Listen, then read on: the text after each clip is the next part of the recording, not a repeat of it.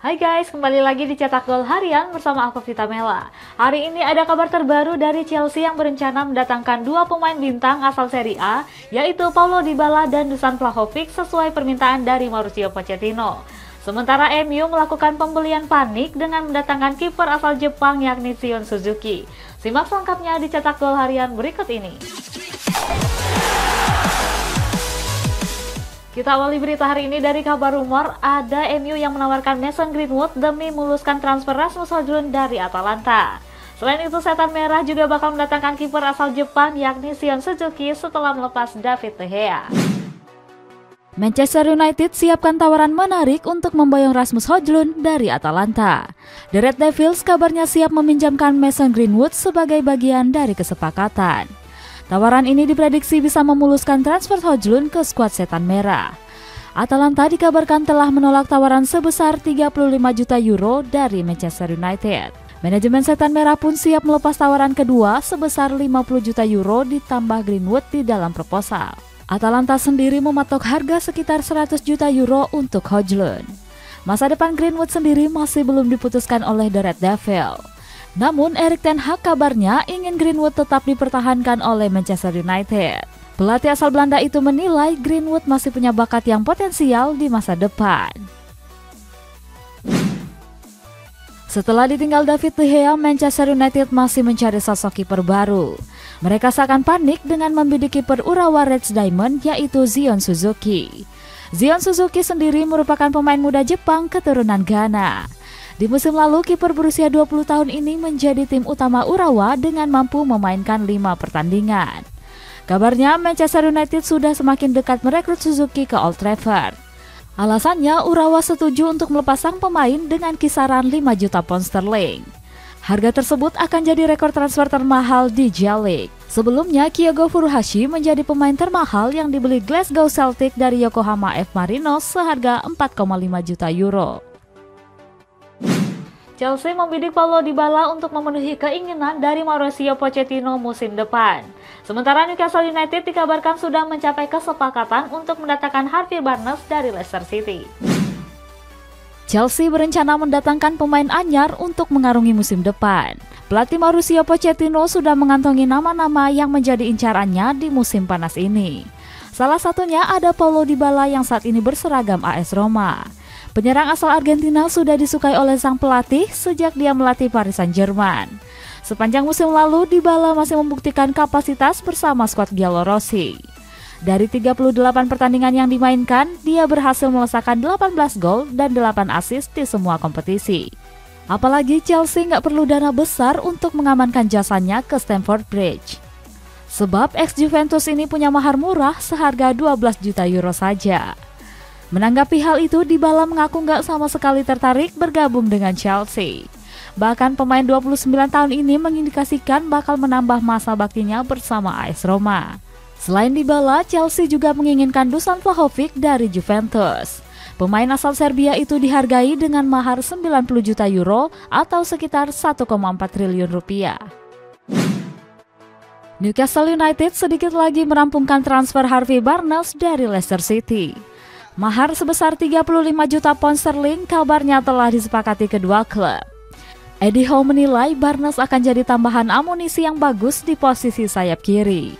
Musim lalu Barnes tampil apik di Liga Inggris dengan torehan 13 gol dan 1 assist. Leicester sendiri siap kehilangan Barnes setelah degradasi ke divisi Championship. Jika Barnes resmi direkrut, Newcastle bersiap menjual Alan Saint-Maximin. Winger asal Prancis itu kabarnya diminati beberapa klub dari Liga Arab Saudi. Rencana Jurgen Klopp untuk mendatangkan Khéphren Thuram harus gagal usai manajemen lebih memilih Romeo Lavia untuk didatangkan di bursa transfer kali ini. Sedangkan dari Liga Spanyol ada Real Madrid yang menyiapkan Xabi Alonso sebagai suksesor Carlo Ancelotti. Khéphren Thuram merupakan salah satu pemain muda berbakat OGC Nice. Dalam 2 musim terakhir, dirinya selalu menjadi pilihan utama di lini tengah skuad Le Aiglons. Penampilan gemilangnya itu membuat Jurgen Klopp kepincut. Pelatih Liverpool ini dikabarkan siap mengangkut putra Lilian Thuram tersebut di musim panas ini. Sayangnya Daily Mail mengabarkan jika rencana tersebut telah dibatalkan oleh manajemen. Alasannya, The Reds lebih memilih untuk mengangkut Romeo Lavia dari Southampton. Untuk mengamankan jasa Lavia, Liverpool dikabarkan harus mengeluarkan biaya yang gak sedikit. Pasalnya, Southampton memagari sang pemain senilai 50 juta pounds untuk jasanya. Carlo Ancelotti baru-baru ini diresmikan sebagai pelatih baru timnas Brasil. Namun pelatih berpaspor Italia itu baru akan melatih tim Samba saat kontraknya bersama Real Madrid habis di tahun 2024.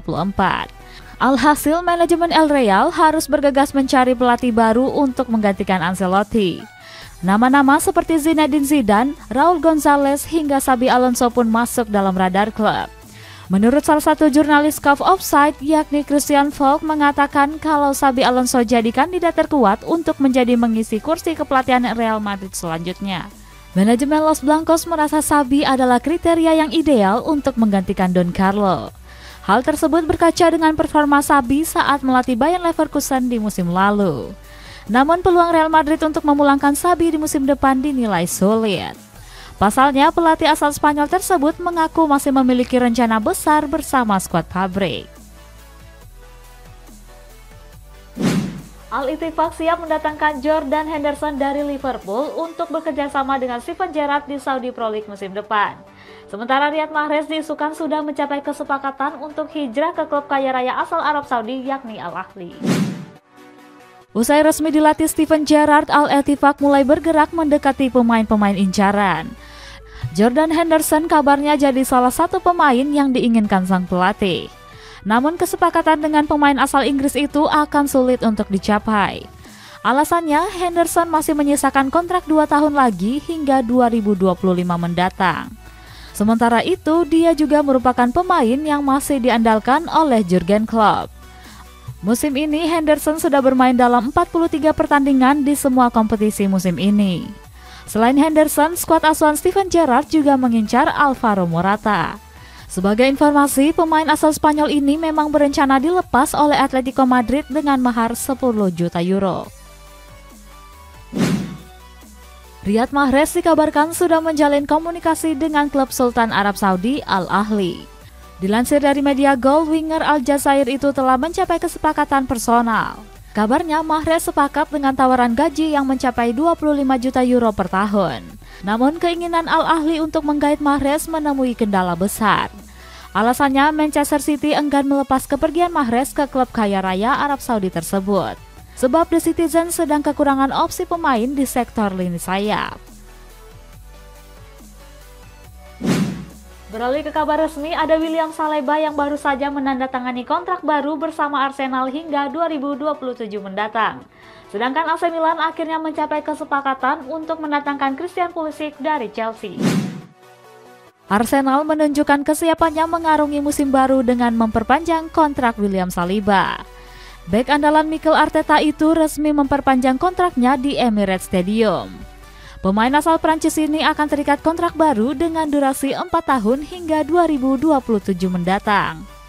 Dia juga bakal mengenakan nomor punggung baru yakni nomor 2. Musim lalu, Saliba jadi tumpuan Arteta untuk menjaga lini belakang Arsenal bersama Gabriel Magalhaes. Pemain 22 tahun ini tampil sebanyak 33 kali dan melesakkan 3 gol di semua kompetisi. Menurut Arteta, sang pemain merupakan pilar yang sangat penting bagi Meriam London. Pelatih 41 tahun ini bilang Saliba bakal menjadi masa depan cerah bagi skuad The Gunners. Arteta bilang kalau Saliba pemain yang sangat penting untuk timnya. Pemain muda berusia 22 tahun itu bakal terus berkembang dan jadi masa depan cerah untuk The Gunners. AC Milan akhirnya mencapai kesepakatan untuk mendatangkan Christian Pulisic. Pemain ini didatangkan untuk menambah amunisi baru di lini tengah serang musim depan. Seperti diketahui, di musim lalu Rossoneri cuma bertumpu dengan Rafael Leao di sektor penyerangan. Oleh sebab itu, kedatangan ex Borussia Dortmund ini diharapkan bisa menjadi solusi baru. Menurut Fabrizio Romano, pemain 24 tahun ini didatangkan dengan mahar 20 juta euro. Pulisic sendiri rela memotong gajinya demi bergabung dengan skuad asuhan Stefano Pioli. Sebelumnya dia menerima gaji sebesar 9 juta euro atau sekitar 149 miliar rupiah per musim. Sementara di AC Milan dia cuma menerima sebesar 4 juta euro saja. Pulisic menjadi pemain Chelsea kedua yang hengkang ke Diavolo Rosso di musim panas ini. Sebelumnya ada Ruben Loftus-Cheek yang sudah menandatangani kontrak selama 4 tahun di San Siro.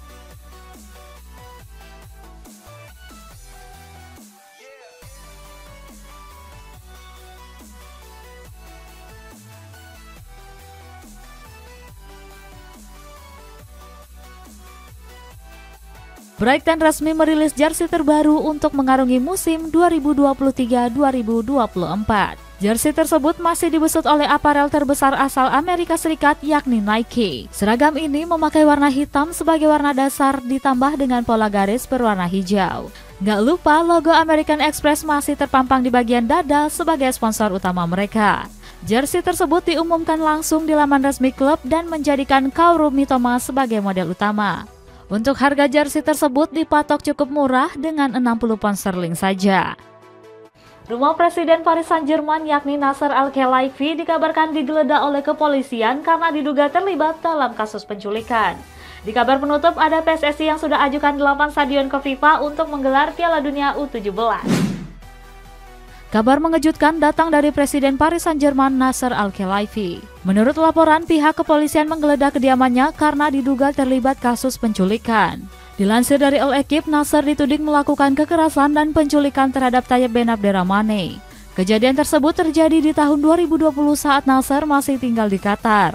Nasser membeberkan alasan mengapa dirinya menculik Tayyip. Dia mengatakan kalau hal itu terpaksa dilakukan terkait dokumen Piala Dunia 2022 beserta skandal rekaman seks. Penggeledahan tersebut terjadi saat Nasser ingin meresmikan Luis Enrique sebagai pelatih anyar. Dirinya ditahan oleh hakim pemeriksa saat mendarat di Bandara Bourget. Masih belum diketahui apakah Nasser bersalah atau tidak di dalam kasus ini. Namun Nasser membantah kalau dirinya nggak terlibat di dalam kasus tersebut.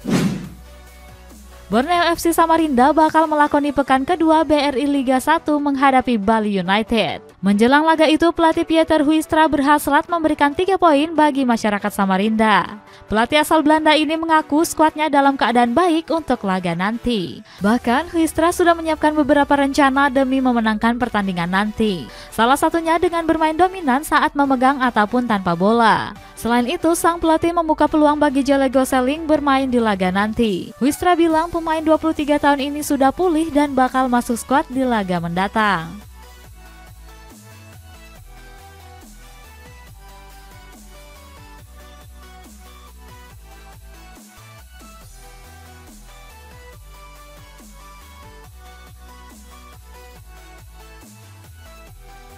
PSSI mulai melakukan persiapan untuk menyambut Piala Dunia U17 2023 di tanah air. PSSI dikabarkan ingin mengajukan 8 stadion kepada FIFA sebagai tempat pertandingan ajang tersebut. 6 dari 8 stadion tersebut sudah diajukan duluan kepada FIFA. Diketahui 6 stadion tersebut tadinya digunakan untuk menggelar laga di ajang Piala Dunia U20 kemarin. Ke-6 stadion tersebut ada Gelora Bung Karno, Gelora Sriwijaya, Manahan Solo, Jalak Harupat, Gelora Bung Tomo, dan Kapten Iwayan Dipta. Sedangkan sisanya masih dirahasiakan PSSI. Di sisi lain, Erick Thohir selaku Ketua PSSI memberikan petunjuk kalau JIS atau Jakarta International Stadium masuk dalam radar. Namun dirinya mengatakan kalau itu hanya sekedar rencana saja.